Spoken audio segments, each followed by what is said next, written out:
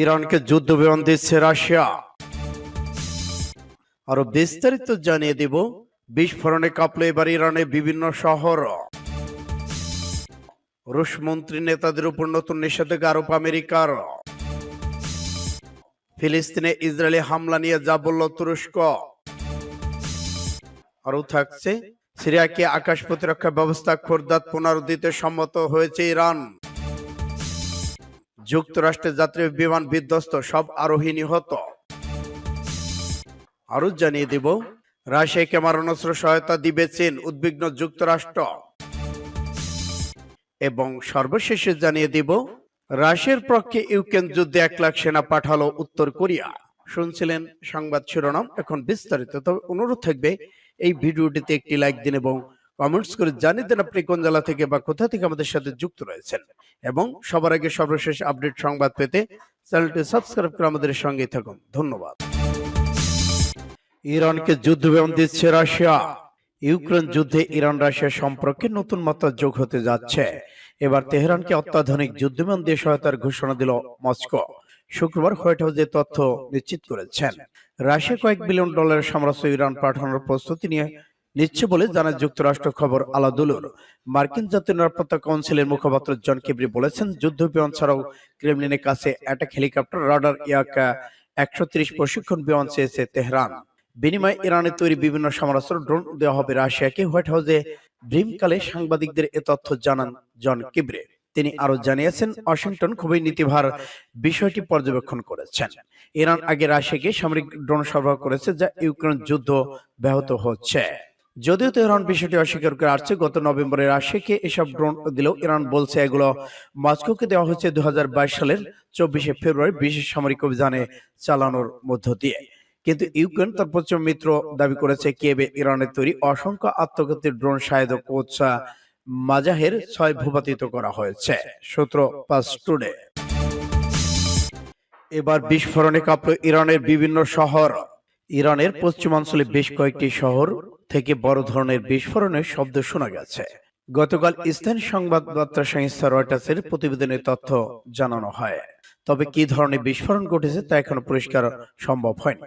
সাম্প্রতিক মাসগুলোতে ইরানের এরকম অনেক ঘটনা ঘটেছে। কর্তৃপক্ষ বলছে ইরানের সামরিক বাহিনী অঘোষিত আকাশ প্রতিরক্ষা ব্যবস্থা মহড়া চালাচ্ছে।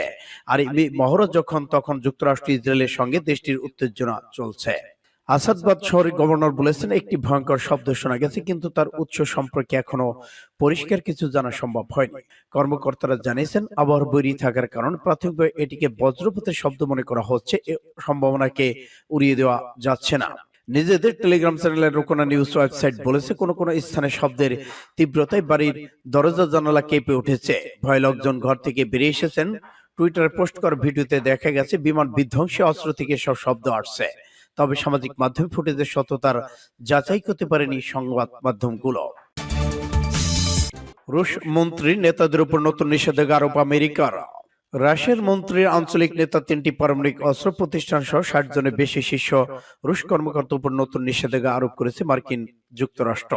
শুক্রবার মার্কিন পররাষ্ট্র দপ্তর এই তথ্য জানিয়েছে।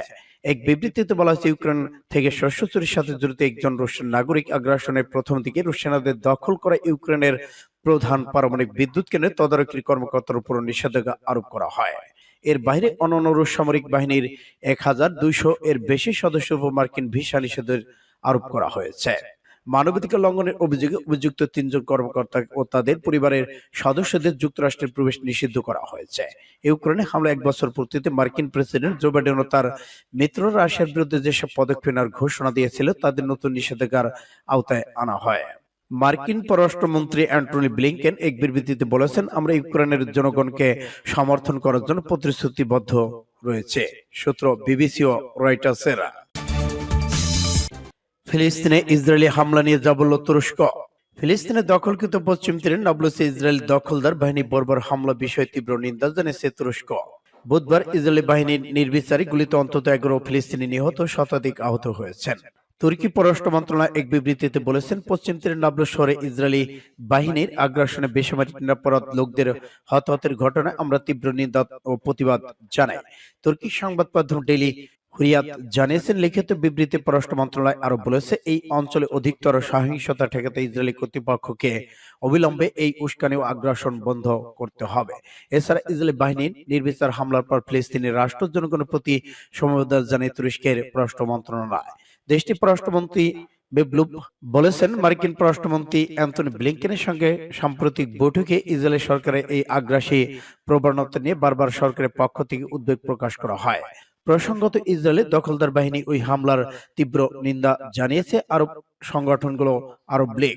এদিকে বুধবার এই হামলার পর অবরুদ্ধ গাজা থেকে ইসরায়েলের অন্তত 8টি রকেট নিক্ষেপ করা হয়। এর জবাবে গাজায় বিমান হামলা চালিয়েছে ইসরায়েল বাহিনী, তবে এতে হতাহতের কোনো খবর পাওয়া যায়নি।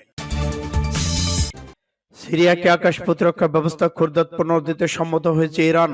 সিরিয়াকে একটি আকাশ প্রতিরক্ষা ব্যবস্থা দিতে সম্মত হয়েছে ইরান। সিরিয়ার উপর ইহুদিবাদী ইসরায়েলি বিমান হামলা বেড়ে যায় দুই দেশের সামরিক কর্মকর্তা আলোচনা করে এই সিদ্ধান্ত নিয়েছে বলে ইরানের জাতীয় সম্প্রচার সংস্থা আইআরজিসি জানিয়েছে। আইআরজিসি নিউজ এই খবরে বলেছে, সিরিয়াকে আকাশ প্রতিরক্ষা ব্যবস্থা, ইলেকট্রনিক যুদ্ধের সরঞ্জাম সরবরাহ করতে দুদেশের কর্মকর্তারা এক সমঝোতায় পৌঁছেছেন। তবে এ সংক্রান্ত চুক্তি বিস্তারিত এখন কোনো প্রকাশ হয়নি। সম্প্রতি সিরিয়া প্রতিরক্ষা মন্ত্রী জেনারেল আলী মাহমুদ আব্বাসের নেতৃত্বে উচ্চ পদস্থ সামরিক প্রতিনিধিদের তেহরান সফরের সময় এই সংক্রান্ত চুক্তি সই হয়। আইআরজিসি নিউজে খবর বলা হয়েছে, সন্ত্রাসবাদের বিরুদ্ধে বহু বছরের যুদ্ধের পর সিরিয়াকে তার আকাশ প্রতিরক্ষা ব্যবস্থাকে ঢেলে সাজাতে হবে। এছাড়া দেশটির যুদ্ধ বিমানগুলোর জন্য নিখুঁত বোমাও প্রয়োজন।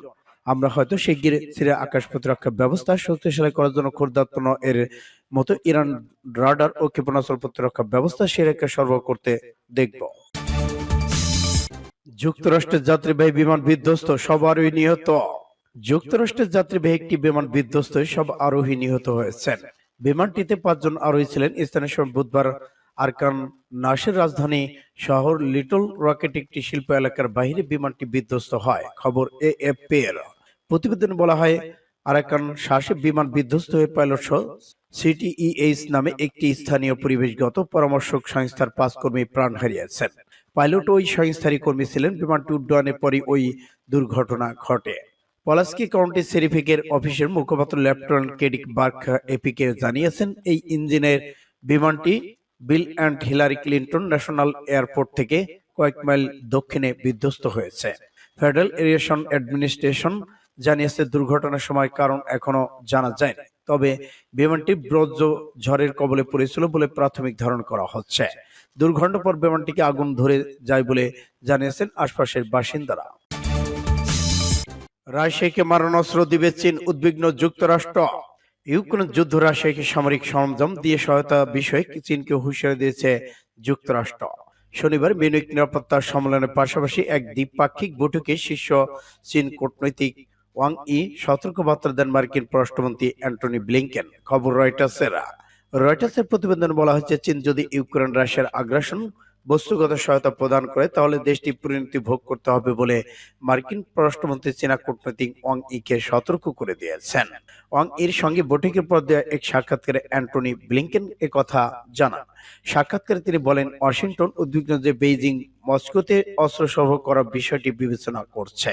রয়টার্স বলছে, বৈশ্বিক দুই পরাশক্তি সে দেশের শীর্ষ কূটনৈতিক মিউনিখ গ্লোবাল সিকিউরিটি কনফারেন্সের ফাঁকে একটি অজ্ঞাত স্থানে বৈঠকে মিলিত হন। সন্দেহভাজন চীনা গুপ্তচর বেলুন ভূপাতিত করা নিয়ে যুক্তরাষ্ট্রের সঙ্গে চীনের উত্তেজনা মাথাচাড়া দিয়ে ওঠার কয়েক ঘন্টা পরই ওই বৈঠক অনুষ্ঠিত হয়। রাশিয়ার পক্ষে ইউক্রেন যুদ্ধে 1 লাখ সেনা পাঠালো উত্তর কোরিয়া। উত্তর কোরিয়া ইউক্রেন রাশিয়ার আক্রমণের শক্তিশালী করতে সাহায্য করার জন্য 1 লাখ স্বেচ্ছাসেবক সেনা প্রস্তাব দিয়েছে রাশিয়ার রাষ্ট্রীয় সংবাদ মাধ্যম তা জানিয়েছে। বুধবার নিউ ইয়র্কে পোস্ট এক প্রতিবেদনের তথ্য জানা গেছে। প্রতিবেদন বলা হয়, রাশিয়ান প্রতিরক্ষা বিশ্লেষক ইগোর কোনাশেঙ্কো রাশিয়ান চ্যানেল 1 কে বলেছেন, 1 লাখ সেনা উত্তর কোরিয়ার স্বেচ্ছাসেবক সেনা এসে ইউক্রেন সংঘাতে অংশ নিতে প্রস্তুত রয়েছে। উত্তর কোরিয়ার সামরিক বাহিনীর প্রশংসা করে বলেছেন, রাশিয়া উচিত উত্তর কোরিয়ার সেনাদের তাদের কাউন্টার ব্যাটারির দক্ষতাকে আন্তরিক স্বাগত জানান। তিনি জানান, উত্তর কোরিয়া যদি ইউক্রেনীয়দের বিরুদ্ধে লড়াইয়ের জন্য তার আন্তর্জাতিক দায়িত্ব পালনের ইচ্ছা প্রকাশ করে তাহলে আমাদের তাদের অনুমতি দেওয়া উচিত। তবে উত্তর কোরিয়া কিভাবে রাশিয়াকে সামরিক সহায়তা প্রস্তাব দিতে new York council for relation অনুসারে উত্তর কোরিয়া সামরিক বাহিনী বিশ্বের চতুর্থ বৃহত্তর, প্রায় 13 লাখ সক্রিয় সেনা রয়েছে দেশটিতে। এছাড়া সংরক্ষিত সেনা হিসেবে রয়েছে আরো 6 লক্ষ। এদিকে দক্ষিণ কোরিয়ার সংবাদপত্র ডেইলি এনকে জানিয়েছে, রাশিয়াকে যুদ্ধোত্তর ইউক্রেন পুনর্গঠন সহায়তা করার জন্য কর্মী প্রস্তাব দিয়েছে উত্তর কোরিয়া।